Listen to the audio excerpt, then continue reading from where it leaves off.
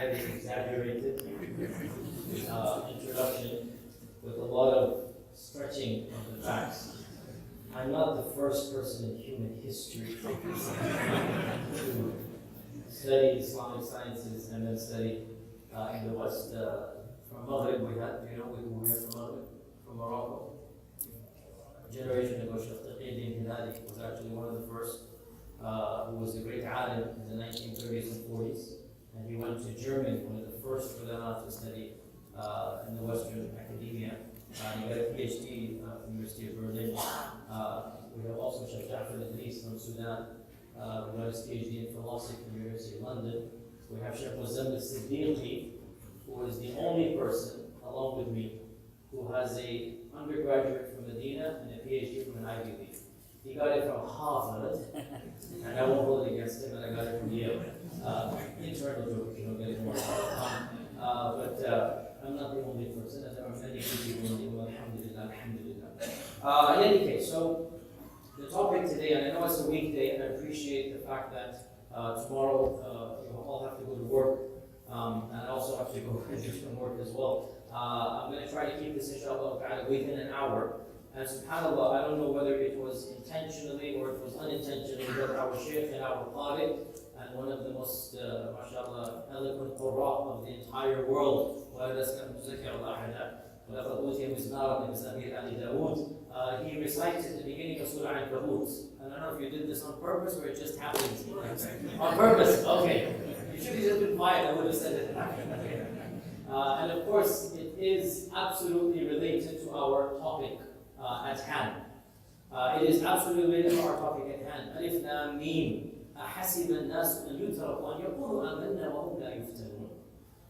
Alif Lam Mim, and these are of the letters, as you know, that only Allah knows their meaning, and there are 18 opinions what they are, and in the end, only Allah knows still after giving these opinions.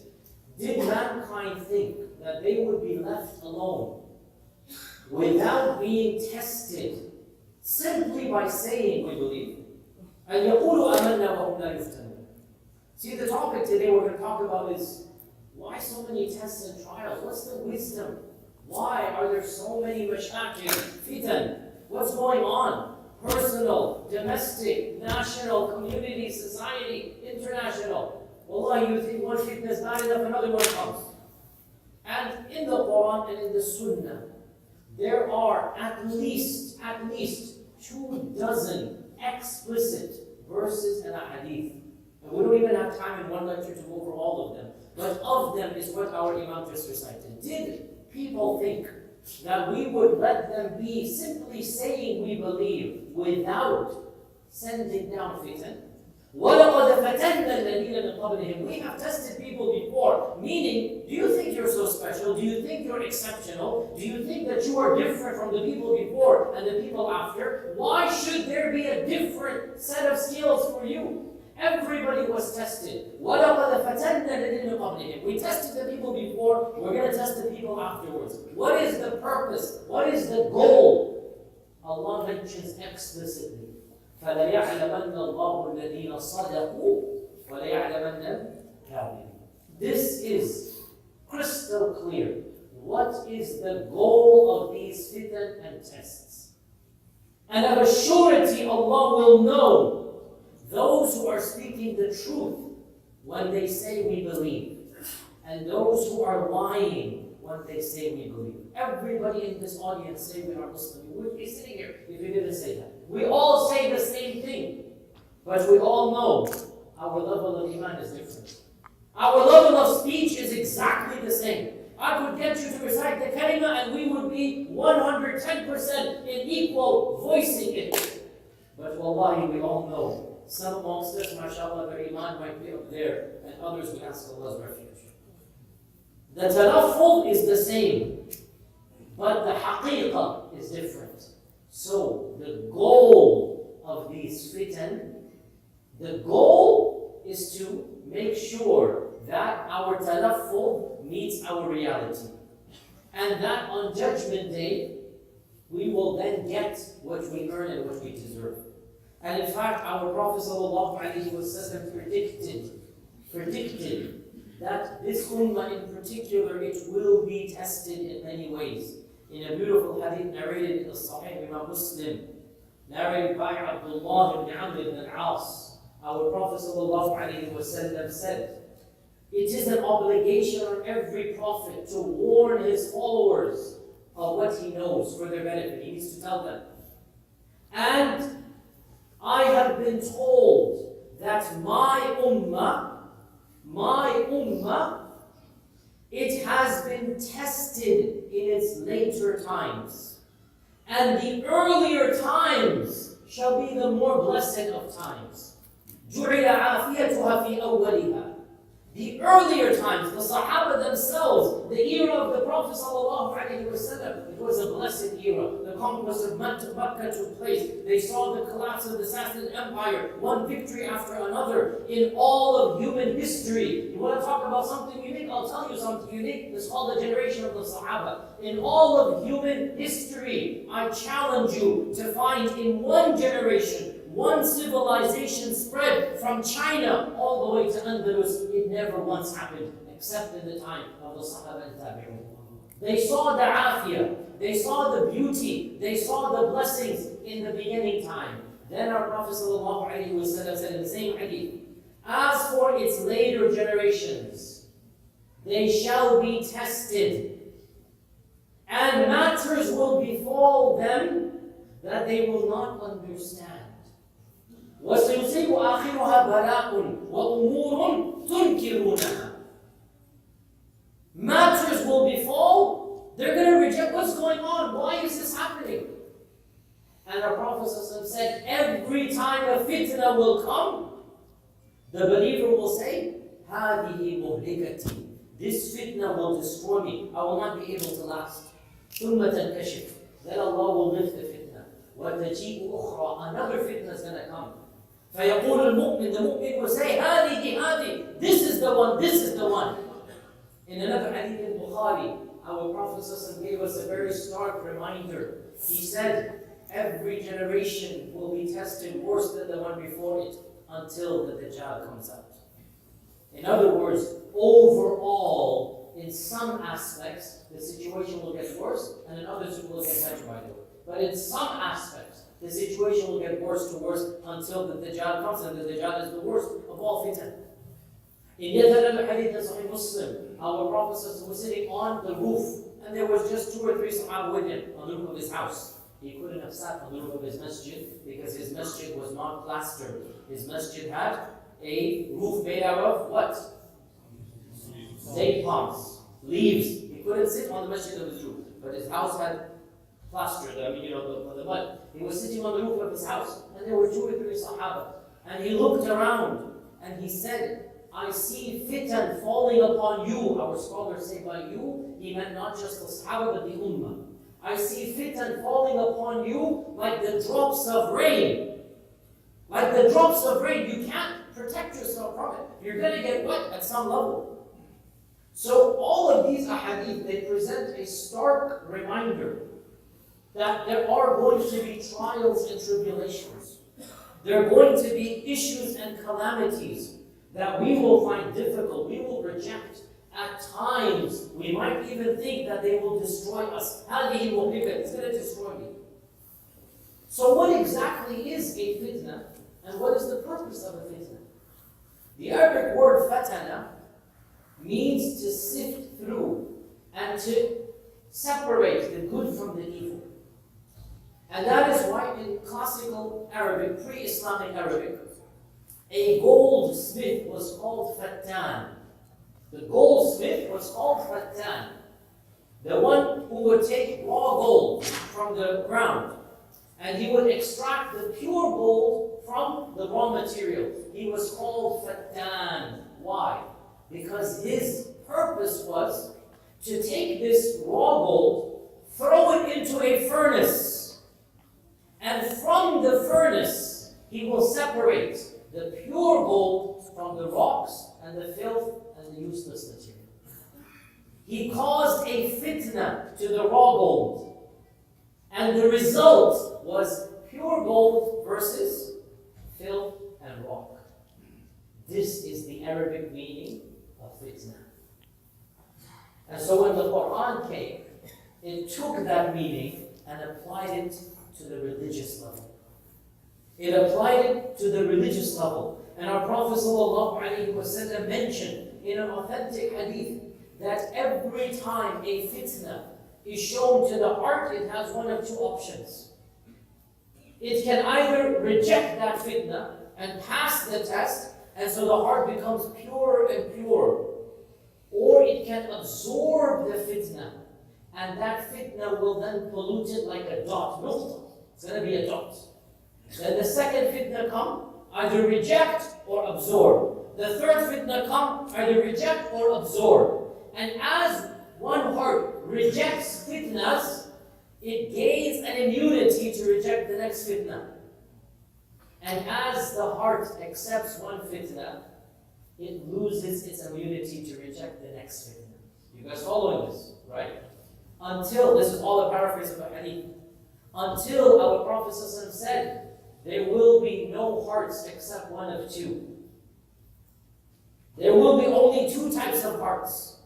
Either a pure, mithla safa, like white, like snow, or like filthy, putrid, decaying, like something that is just rotten to the core. There will be no third category other than these two.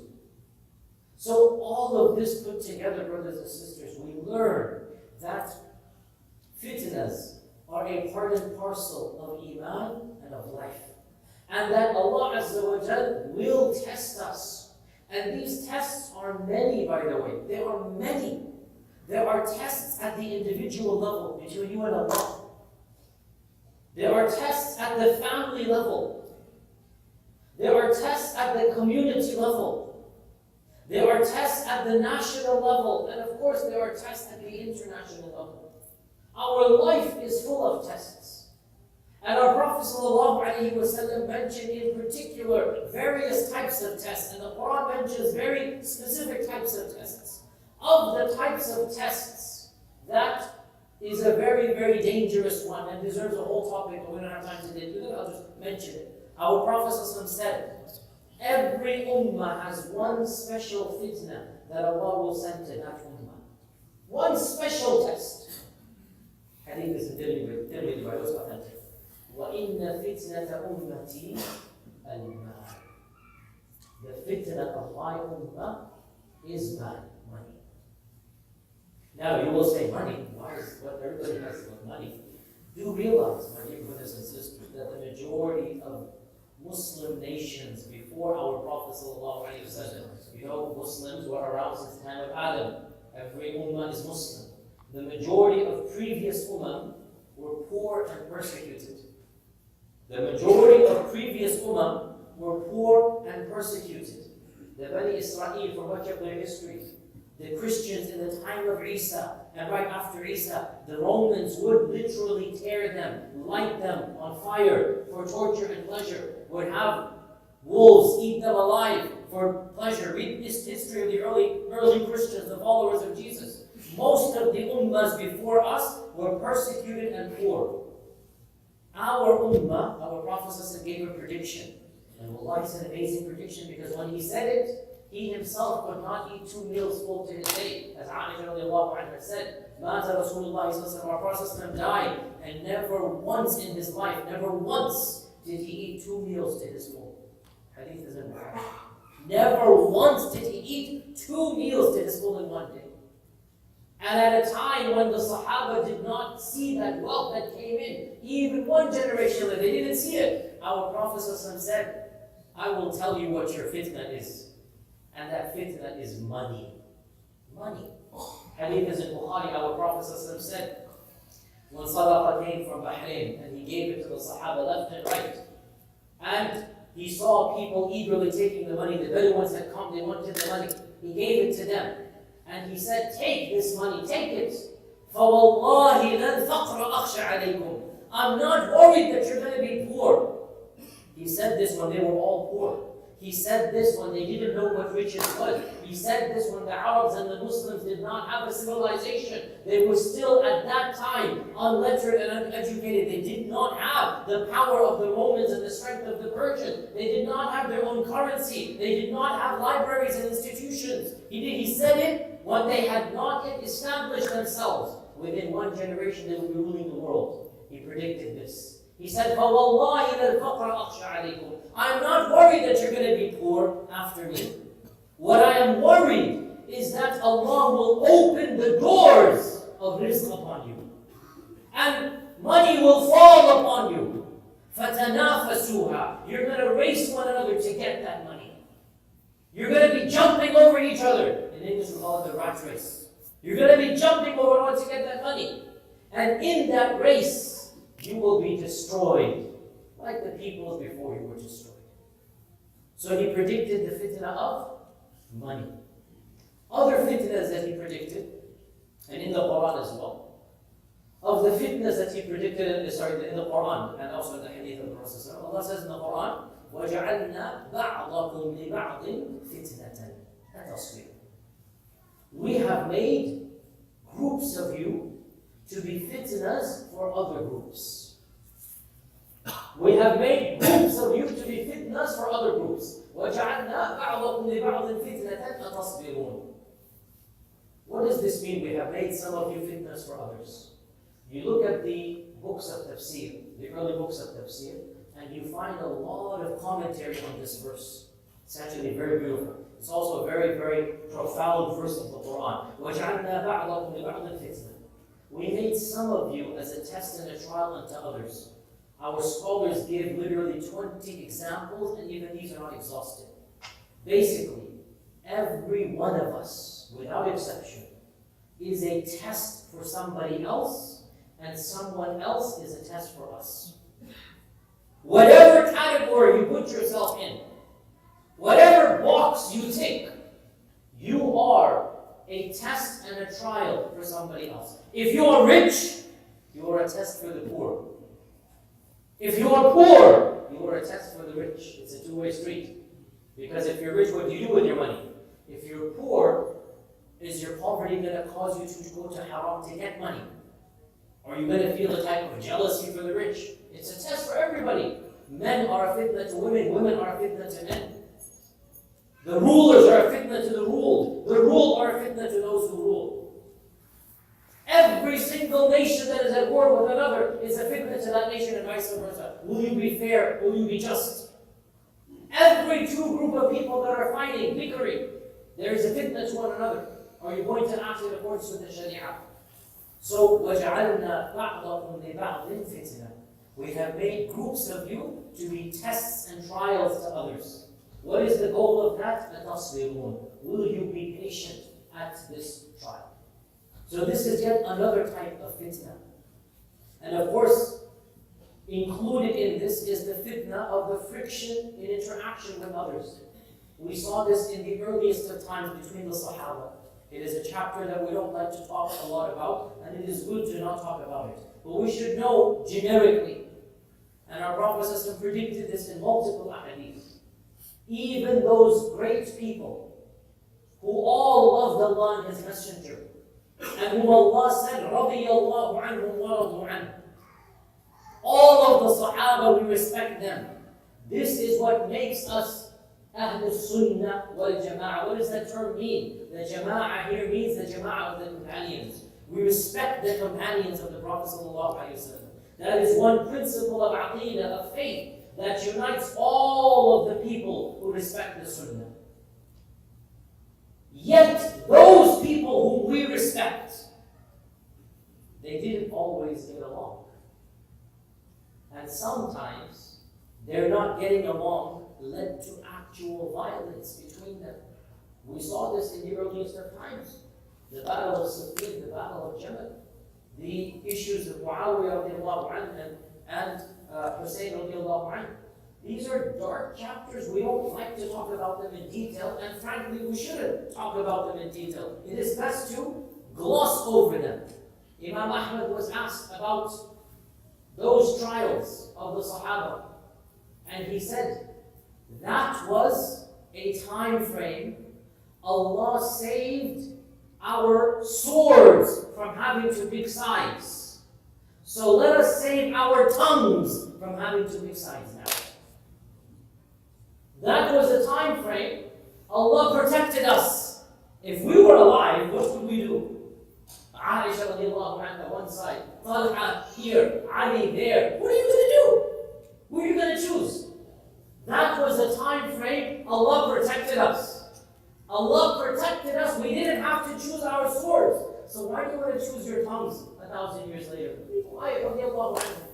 So we shouldn't talk too much in detail. And it is best to be generic. It is best. But it is also useful to point out that you can have iman and you can have taqwa, and you can still disagree with the person of iman and taqwa. You can have iman and you can have taqwa.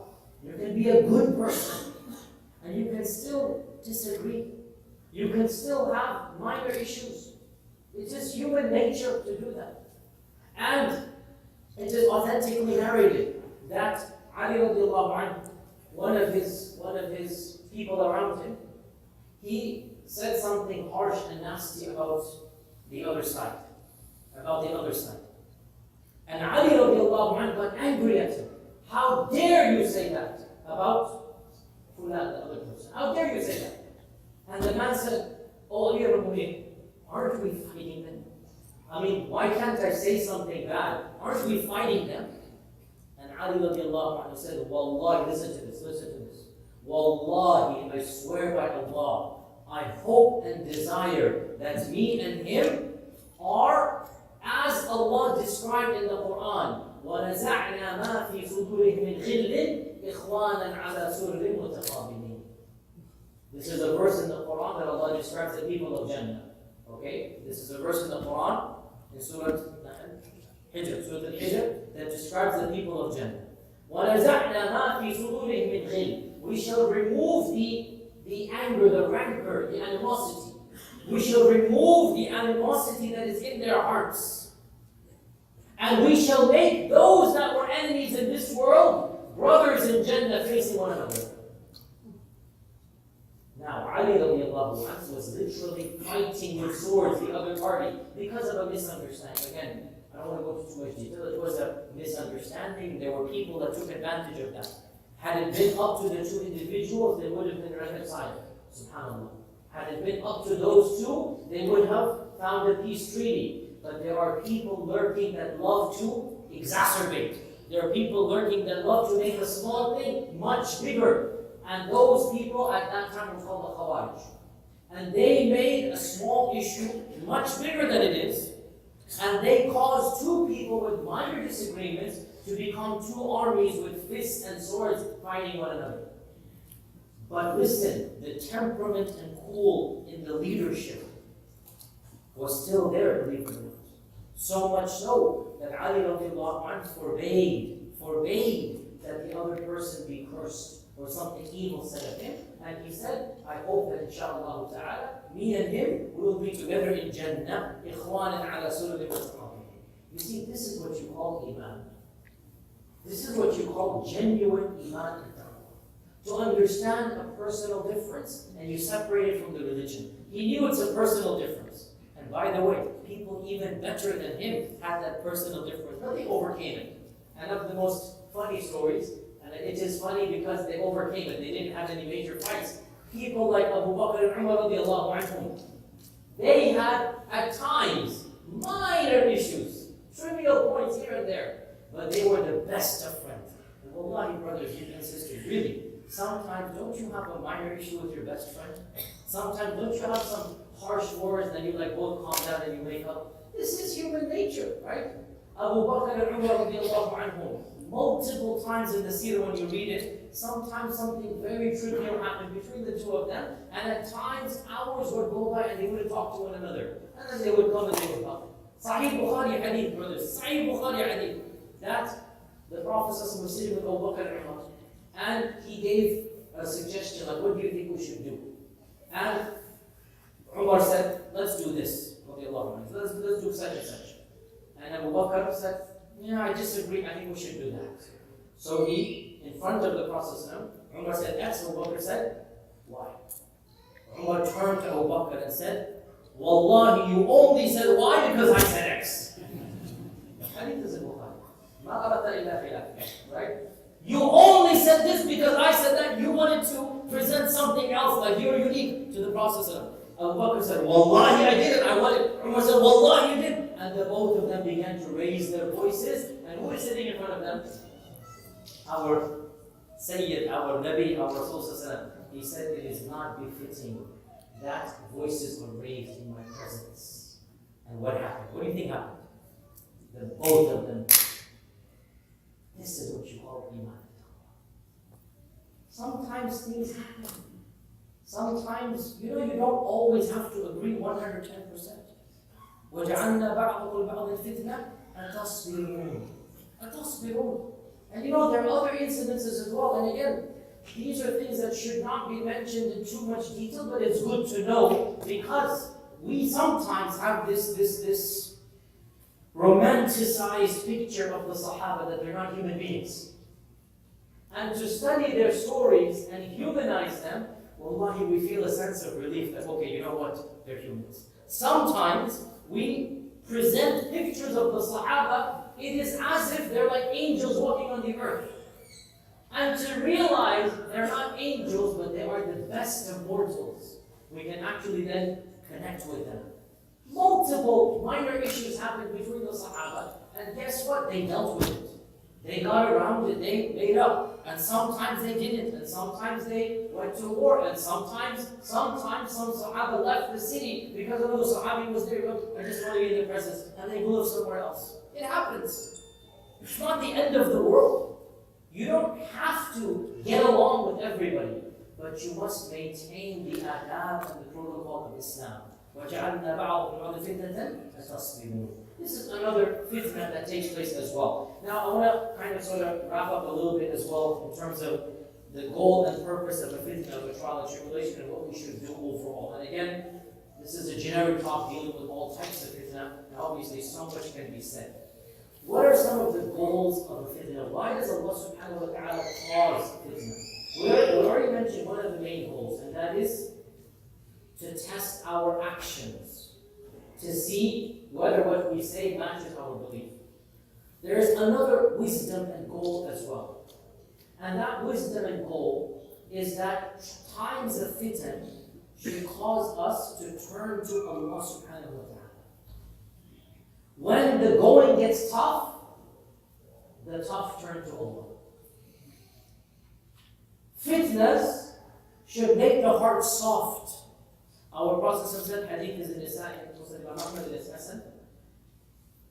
worshipping Allah during times of fitna shall get the rewards of making hijrah to me in this time of Makkah and Medina. فَهِجْرَةٍ إِلَيْهِ عِبَادَةٌ فِي الْفِتْنَةِ. Worshipping Allah during times of fitna. Now why so? How so? SubhanAllah, we are wallahi living in a blessed location compared to our Rohingya brothers and sisters, compared to our Syrian brothers and sisters, compared to our Uyghur Muslim brothers and sisters. May Allah Azza wa Jal ease their pain and suffering. It is almost impossible for them to worship Allah. Even if they have the time, their son has been killed, their house has been destroyed, civil war is taking place. How will they concentrate in salah? What khushu' will they have? But in that khushu' and in that worship, they will find the peace that they need. And when they gain that peace, our Prophet said, worshipping Allah during times of fitna, it is like migrating to. So, of the wisdoms of a fitna, is that rather than exacerbate the fitna at the human level, us humans who are subjugating to the fitna should turn to Allah subhanahu wa ta'ala. Increase our ibadah. And this is proven in many hadith of the Prophet as well.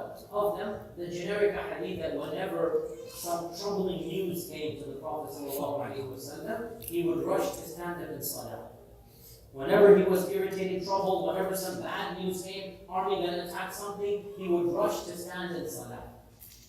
Also, hadith is in Bukhari as well, that once our Prophet ﷺ woke up in the middle of the night, and he said, and he put his fingers like this, and he said, a hole this big has been opened up from the wall of Ya'juj and Ma'juj. Who shall wake up those that are sleeping so that they can pray? What's the causation? Ya'juj, Ma'juj, hole, sleeping, pray? What's going on? What did we just say?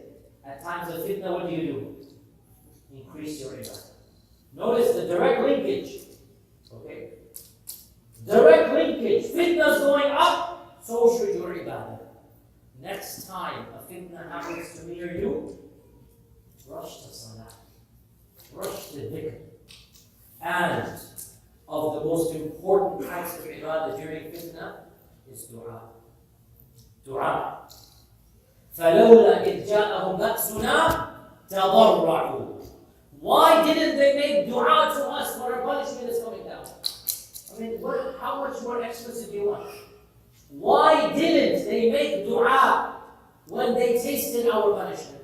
As soon as the punishment came, if they had made dua, the punishment would have been lifted up. This is in the Quran. فَلَوْلَا إِذْ جَاءَهُمْ بَأْسُنَا تَضَرَّعُوا وَلَكِنْ قَسَتْ قُلُوبُهُم. But because their hearts became hard, they didn't turn to Allah, and so the bad became worse.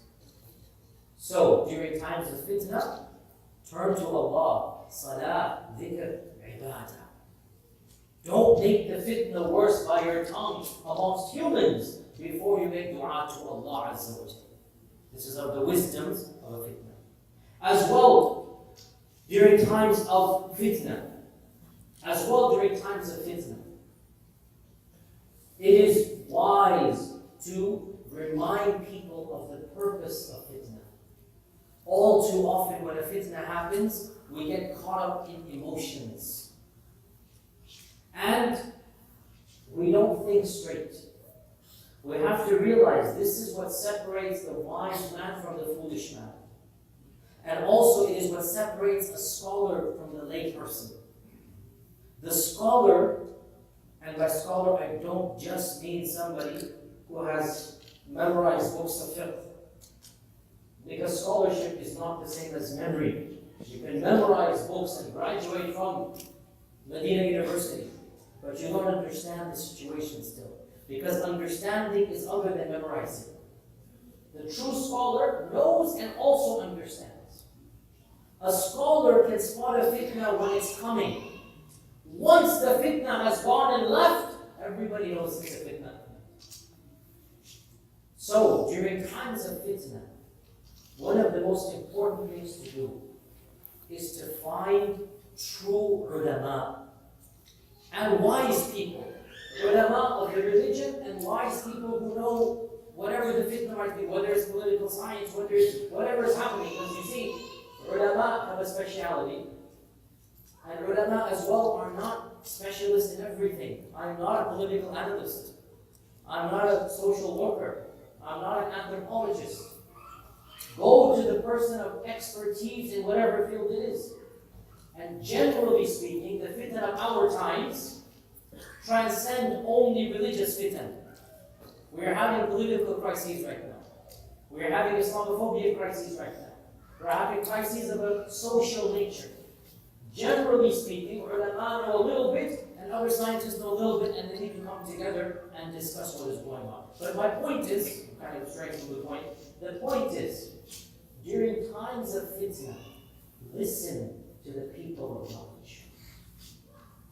In the story of Qarun, in the Quran, when Allah mentions the wealth of Qarun, it was a fitna to see a person who had that much wealth. He was richer than Bill Gates or anybody else of our times for his time. He was richer than the richest person of our times. As Allah describes in the Quran, that the keys to his treasure chests, he actually had treasure chests. The treasure chests of old were as big as this desk. They weren't like the small little boxes we have. The treasure chests of old were as big as this big desk over here. the keys to his treasure chest. His treasure chest, bars of gold, silver, diamond, rubies, emeralds. The keys could barely be lifted by a group of like a dozen men. Barely they could lift the keys. He has thousands of treasure chests. This is Qarun.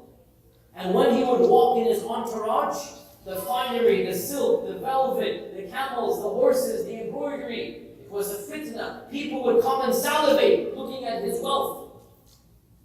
There was only one group that saw through the fitna. There was one group only that saw through the fitna. Which group is that? وَقَالَ الَّذِينَ أُوتُوا الْعِلْمَ وَالْإِيمَانَ وَيْلَكُمْ ثَوَابُ اللَّهِ. One group saw through the fitna. Even the Muslim masses. Qarun was a Muslim. Qarun was amongst the Muslims. He was the Muslim of that time. Even the Muslim masses went with it. There was but one group that saw through the fitna. So much so that when they spoke to the other Muslim masses, those Muslim masses, get out of here, what are you talking about? I want to be like Qarun. Who are you, oh Maulisa? What are you going to tell us? I want to be like Qarun. And then what happens? Allah says, we opened up the earth and swallowed him. And the same people that were criticizing the ulama, they said, Alhamdulillah, because we deserve to be with Qarun, but your wisdom is us. So, from this we learn, and our scholars say this, when the fitna is coming, only the alim can recognize it. Once the fitna has destroyed, wreaked havoc, done everything and left, mashallah, everybody becomes an alim and recognizes the fitna. So, one thing we learned then, during times of fitna, don't let your emotions speak.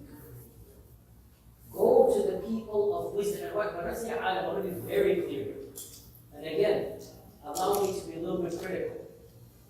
One of our problems overall as an ummah, and I speak with my utmost respect to the people of ilm, and to a small extent I'm amongst them, we don't understand the purpose of an alim and the role of an alim. An alim has an expertise. Ask the alim of his expertise. If you're going to ask the alim something beyond his expertise, you are putting the alim in a position that doesn't deserve. So when the alim gives you something wrong, you need to blame yourself before you blame the alim, because you shouldn't have come to the alim before you asked him that question. And it is your job to find out what is the expertise of this alim. Even amongst the ulama class, there are people that are experts. It is your job to find out what is the area of expertise. Shaykh Abdul Karim, over here. He is, mashallah, qari mutamakkin min qira'at al-ashra, with all of the shawahid and the shawahid qira'at and all of the turaq and whatnot.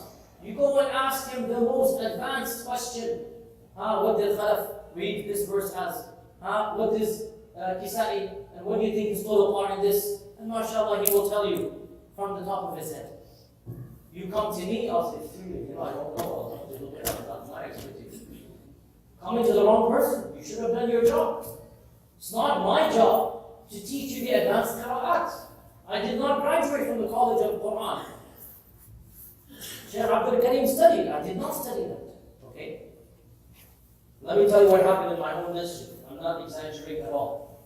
SubhanAllah, some people, they love the ulama so much, they just put them on this pedestal way up there. I'm not exaggerating. One of the people came from the masjid, he handed me some Dow Jones papers, from Stockholm. Sheikh, which investment fund do you think I should put on? What? Even if you bought me an engineering question, I understand. At least I have an engineering degree.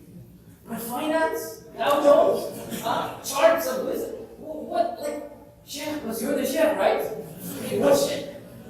What do you think the Sheikh is going to advise you which mutual fund to put in on the Dow Jones Index, right? Now, this is a real example. I'm not exaggerating. But there are examples that are a little bit more gray.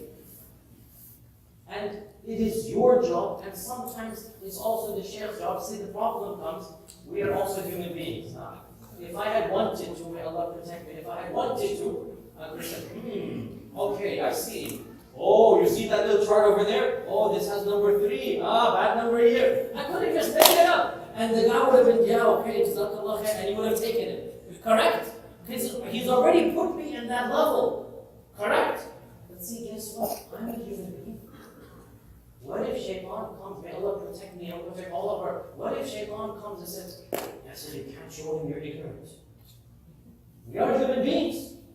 You can't show me you're ignorant. Just say something. A'udhu billah, may Allah protect me, and all of us. But it's a fitna for us and a fitna for you. Umar ibn Khattab radiallahu anhu. And this is Umar, he was walking and he saw Ubay ibn Ka'b. And who is Ubay? Ubay is the Qari of the Quran. Ubay, the Prophet ﷺ said, whoever wants to read the Quran fresh as it was revealed, let him learn the Quran from Ubay. غَضًّا طَرِيًّا كَمَا أُنزِلَ. Ubay was walking in the souq and he had an entourage of students around him. He had a group like the celebrities of our times. This was the first time celebrity sheikh began to. Umar radiallahu anhu took a stick. Ubay said, what did I do? What did I do? And Umar said, listen to this. Oh Ubay, this is a fitna. We're talking about fitna. This is a fitna for the one who follows and the one who is followed. Your ego and their dependence on you. Stop portraying this cult of a personality. Subhanallah. This is Ubay. What then do you think of minuscule people like me or anybody else? I will believe that. And by the way, I'm a big critic of this culture of celebrity sheikhdom. I'm a big critic of it, even as I know, a'udhu billah, that I'm one of the causes of Korea. I don't like it. I hate it, and Allah is my witness, I hate it. It's a fitna for the person. If it would be a fitna for Ubay to be surrounded by 10 people, do you not think it is a fitna for some of us to have millions of followers on Facebook? Do you not think it is a fitna for some of us to be surrounded by tens of thousands? We are human beings. It's a fitna for the tabi' and a fitna for the matbu' as well. Both. Why is it a fitna for the one following? Well, Ya Ubay, what if you make a mistake, Ya Ubay? Ya Ubay, this guy has put you higher and higher and higher and higher. He has linked you with the Quran, linked you with Islam, linked you with the Prophet ﷺ. He should not have done that. He made a mistake, he shouldn't have done that, but he did. And he kept on making you higher and higher and higher and higher. Now, your fall, and you will fall because you're human. Your slip, and you will slip because we all slip. Your mistake, وَكُلُّ ابْنُ آدَمَ خَطَّاءٌ, will be taken as the mistake of Islam. It was a problem for you and him. You kept on being higher, jacked up, higher, higher, higher. You took it, and they did it. That's why Umar from the nipped it in the bud. Stop it. Don't link religion with one person. Religion is above one person. Any person. Any person. Shaykh al-Islam ibn Taymiyyah said, if Imam al-Bukhari had never come, the religion of Islam would still be preserved. If Imam al-Bukhari had never come, it would not have harmed Islam. Then who do you think of Yasir Qadhi or Fulan al-Allam? Wallahi, we are doing khidmah to Islam. Islam doesn't need us. Islam does not need us. Islam is above individuals. But it is a problem when a person of weak iman links a person with Islam. So when the person falls, in their mind Islam falls. The problem was in their mind, not in the person. They shouldn't have linked the person to Islam. This is a fitna. Fitna for tabi' and matbu'. So, at times of fitna, we turn to Allah, not to human beings. At times of fitna, we increase our ilm. and we follow real ulama. And ulama, real ulama, doesn't mean the most followers on Facebook or the most popular on YouTube. Wallahi, that is not the case. The real alim, wa yuhibbukum, may Allah protect us, is the one who fears Allah subhanahu wa ta'ala. That's the real alim. That's the real alim, not the one whom you think is this and that. The point is that at times of fitna, we turn to Allah and we ask Allah for hidayah.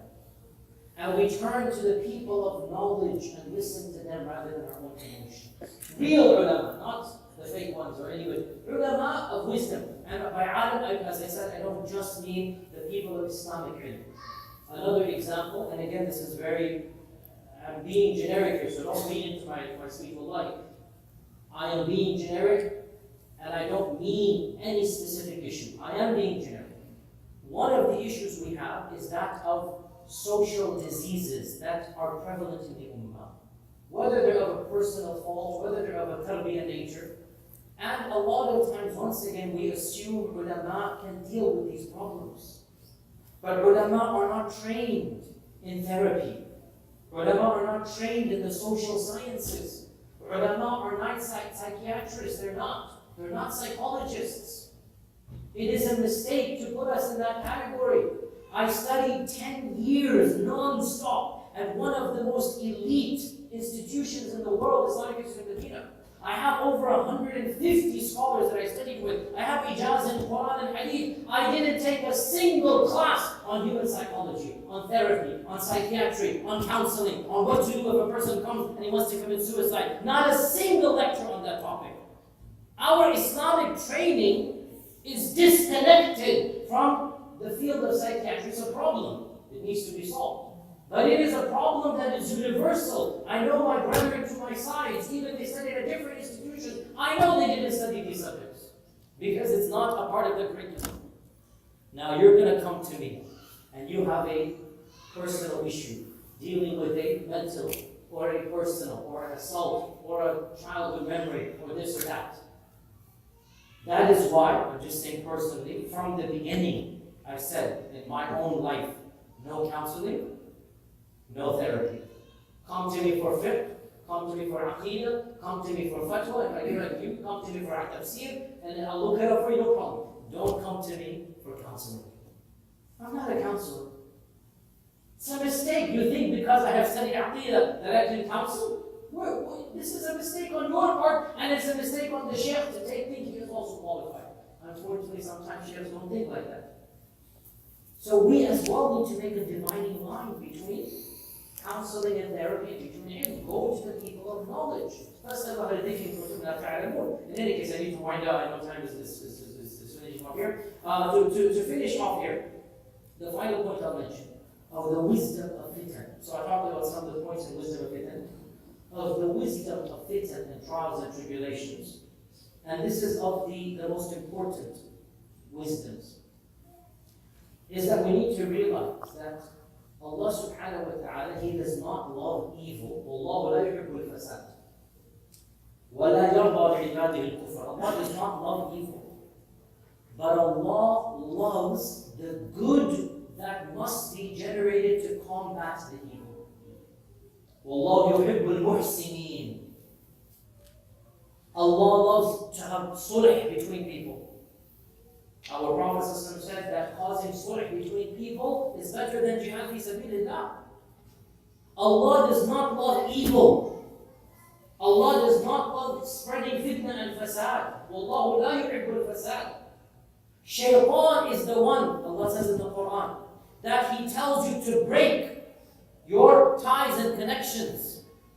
And it is Allah subhanahu wa ta'ala in the Quran that Allah says you could spend all the gold in the world, you couldn't make them friends again. وَلَكِنَّ اللَّهَ أَلَّفَ بَيْنَهُمْ. When fitnas come, brothers and sisters, listen to me carefully and we'll finish on this point. Don't be of those who cut and break. Be of those who join and mediate. Is that clear? Of the wisdoms of fitan, Allah wants to see who are those that are cutting and breaking, and who are those that are joining and mending. Allah says in the Quran that لا خير في كثير من نجواهم. Most secret gatherings are bad and evil. When you gather in secret, you have a private, don't tell anyone we're going to come. It's all the rules is evil. But sometimes those secret gatherings are very good. إِلَّا مَنْ أَمَرَ بِصَدَقَةٍ أَوْ مَعْرُوفٍ أَوْ إِصْلَاحٍ بَيْنَ النَّاسِ. You want to bring people together. That's a good secret gathering. Two people are fighting, two groups are at war or awkward with each other, and you invite intermediaries. Don't tell others. Shh, private gathering, secret. And the goal is, how are we going to bring these people back together? And that is why it is of the best of good deeds to bring reconciliation. In the Quran and in the Sunnah, blessings of reconciliation. Sulh, as Allah says in the Quran. If two groups of believers are fighting, reconcile between them. And that is also why our Prophet ﷺ allowed an evil for the sake of solving a much bigger evil. What am I talking about? He said it is not allowed to lie except in three. You don't tell a lie except in three. Number one is sulh between them. It's evil to lie. But when people are not talking, that is a bigger evil. And if a white lie, what is a white lie? Very simple. So let's say, and you just mentioned two names, I don't know anybody, Tahir and Ahmed, I'm just mentioning. If there's Tahir and Ahmed, I don't know, I'm just saying. If Tahir and Ahmed are not talking to one another, okay? And Shaykh Abdul Karim knows the both of them. So he goes to Ahmed. Goes, Ahmed, I was with Tahir the other day, and he was regretting what happened. He wants to go back to the way it was. What? Really? I thought he... No, he's regretting. Then he immediately goes to Ahmed. Ahmed, I was just with Tahir. He feels a soft spot now. So the both of them think the other feels a soft spot. And guess what? By that white lie, they actually feel a soft spot. And they're like, okay, maybe we can talk. So here, this white lie, it is halal in Islam. It is allowed in Islam. Because it is a greater good to bring these two people together. If some small thing like this was said, no big deal. So when fitna happens, brothers and sisters, don't be of those who cut, be of those who bring together. And this is what the Sahaba tried to do. And they were so close. If you listen, I don't want to go into all the details in my stories of the Sahaba, even I glossed over this, but Ali radiallahu anhu and Muawiyah radiallahu anhu, they were this close to achieving Sulh. They wanted it. They sent dignitaries. Think about that. You don't send a dignitary, you don't send an ambassador, you don't have a meeting unless you want to bring a conciliation. They wanted Sulh, but there were voices surrounding them that did not want it. And they eventually became the group called the Khawarij, and these radical groups are basically from that type of mindset. We don't want to be of those Kharijites. We want to be of the mentality of the Sahaba. At times of fitna, we try to calm things down. We don't make it worse. We speak to the people of ilm and follow the leadership of those who have knowledge and wisdom amongst us. And as we said as well, we turn to Allah subhanahu wa ta'ala and make dua and dhikr for guidance. Ask Allah Azza wa Jalla to make things easy for us. Or I forgot to mention also very specific dua that our Prophet would say, Allahumma hdini lima ikhtalafa fihi min al-haqq bi-idhnik. This is a prophetic dua. Oh Allah, guide me to that which others are differing amongst the people. Guide me to the correct position about what mankind is different. You see, sometimes you think you're right, but you're not right. If our Rasul is actually asking Allah, oh Allah, when there are difference of opinions, I want you to guide me to the right opinion. Then who do you think you are? Who do you think I am? To say, my opinion must be right. No, maybe you're wrong. Maybe you are wrong.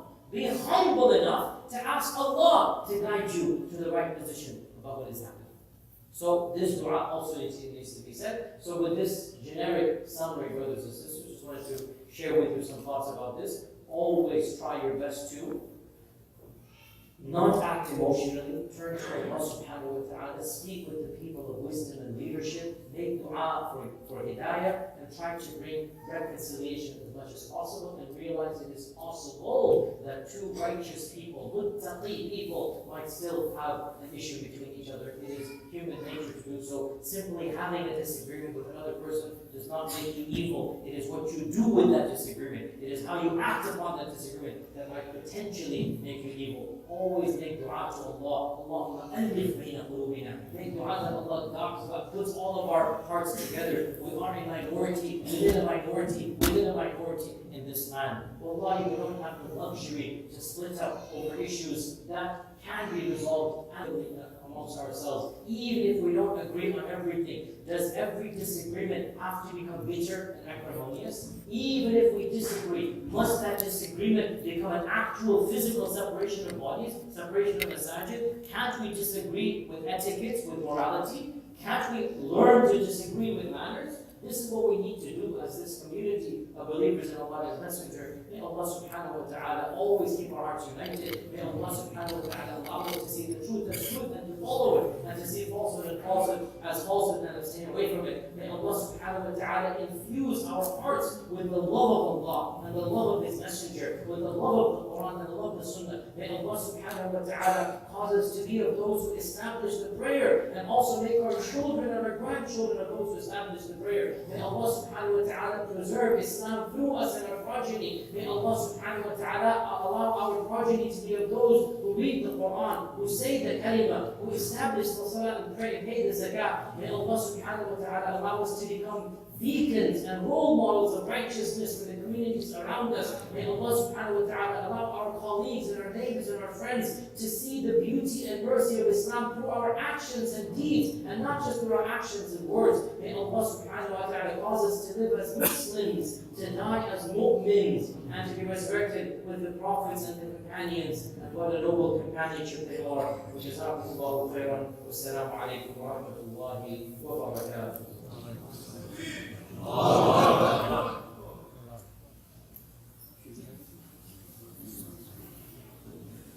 Inshallah, it's 9 o'clock. I went a bit longer than I should have. I apologize for that. So because of that, let's maybe have a Q&A. I'm moving to Dallas, alhamdulillah. Inshallah, you may see me inshallah. So let's wrap it up now. Maybe another time we'll have a Q&A. Inshallah. Sheikh, is the hot taker moving with you?